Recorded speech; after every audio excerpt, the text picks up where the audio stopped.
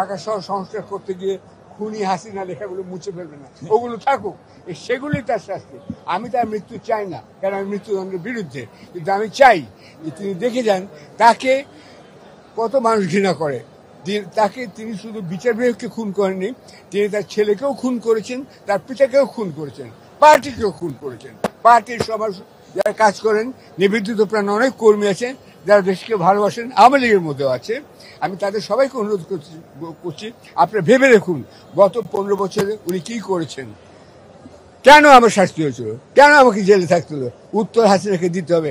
আমি চাই স্টেডিয়াম খালি করে আমি হাসিনা সামনাসামনি দাঁড়াবো, আমি তাকে প্রশ্ন করবো, তিনি আমাকে প্রশ্ন চ্যালেঞ্জ হাসিনাকে, আসুন হাসিনা আসুন, দেখি আপনি যে সবাইকে 8 পাস বলেন, আপনি কি নিজে ম্যাট্রিক পাস করেছেন, সার্টিফিকেট দেখান। আমি জানতে চাই তিনি কি পাস, তার বংশগত মর্যাদা কি পাস। তিনি সবাইকে খুন করেছেন। আগে তো বললাম তিনি তার পিতার সবচেয়ে বড় মৃত্যু, সবচেয়ে বড় বেনিফিশিয়ারি, এবং